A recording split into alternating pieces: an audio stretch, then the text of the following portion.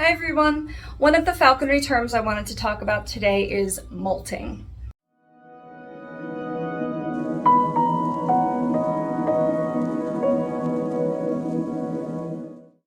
Molting is a term that's used for all birds. It's basically shedding their feathers. Some birds molt twice a year, some birds molt once a year. Raptors molt once a year, unless there's some weird species that I don't know of that molts twice a year. They have the same coloration no matter what the season. It changes from immature to mature, but they only molt once, and it's basically the same coloration pattern as when they started. Their feathers come out naturally a few at a time. You never want to pull one because it might bleed. It's a little like ouchy for them because occasionally she's molted one when I've been nearby, and she like jolts and looks at me like, why'd you do that? So even though I didn't touch her. So it can be a little uncomfortable for them. They typically molt through the spring and summer if they molt once a year. Birds like starlings, for example, some warblers, if they molt twice a year, they molt approximately in spring and fall, and they have a summer and winter coloration that's different. And that occurs because when they molt, they become the new phase of colors. But she molts once a year. When they're growing in new feathers, the new feathers are more fragile. So as a falconry bird, we want them to be exercised, we want them to be well trained, but we also don't want to accidentally break their feathers and have them not be able to fly when it comes the season for hunting. So over the summer, we typically don't fly them. Now, yes, there are wild birds that are flying around, but there's a reason why wild birds don't live as long as birds in captivity if they're taken care of properly. It's rougher on them out in the wild. If they break some of their feathers, they can't hunt as well, they can't fly as well, they can't get to safety as well. For falconry purposes, we want to keep them safe, we want to keep them healthy, so we typically don't fly them around over the summer where they might be able to break a feather. Spring too. Also, in the spring, they kind of go into nesting mode. They're not really focused on the training, especially the females as far as I'm aware. But spring kind of just, it gets them to want to do other things. So they're not really in it anymore, even though, she's been trained her whole life. I try to measure when her molt begins and ends. She has, obviously, it's a red-tailed hawk, very red tail feathers.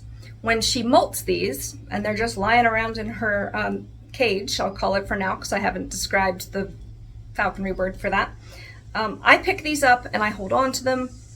Only falconers are allowed, and only falconers and Native Americans are allowed to keep these, by the way.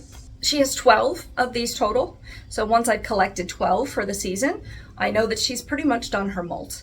She has all the other feathers to molt as well, but this is a good gauge of like how far along she is. Recently I posted a video where she turns around and eats over here, and you can actually see the end tail feathers kind of halfway in.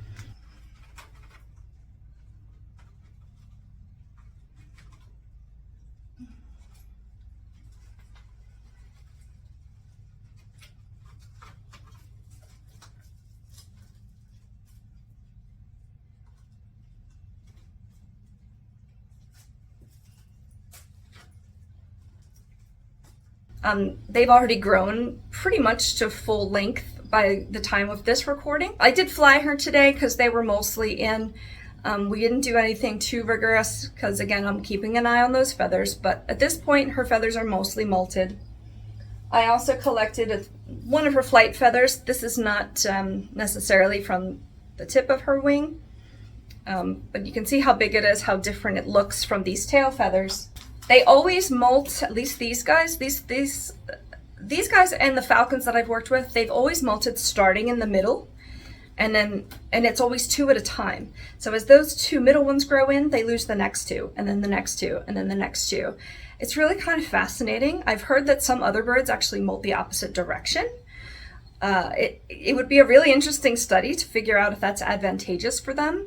I'm sure that not molting them all at once is an obvious advantage because when the new softer ones are going in, the harder older ones are on either side that can kind of guide the shape of the new feathers. I wasn't able to keep all of her tail feathers this year. Some of them just got like covered in poop and mud and stuff. But I have 1, 2, 3, 4, 5, and a few in the house. You can see on the top of her head that there's some feathers that just look very disheveled still.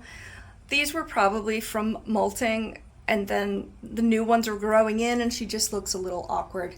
There are times when they can molt all of their, like most of their tail feathers at once, just naturally, not usually, but occasionally. And that can really cause issues, obviously, with their flight and their steering. Don't you think of going anywhere. She's clipped to the stand here. Hi everyone, I know I look different, but I forgot to film an outro for a molting video. So thanks for watching. There's lots more to say about how they grow their feathers and molting for species that I don't necessarily know about. So if there's information that's incorrect, please just let me know below. Be gentle. I'd like to learn too. Thanks for watching and learning about molting. We'll see you in another video. Bye. What is this thing? What is this? It's a camera. Will you let it near you? Yeah, you don't care. I'm holding a big rectangle right in front of her face, and it's almost as big as she is, if you think about it. What else?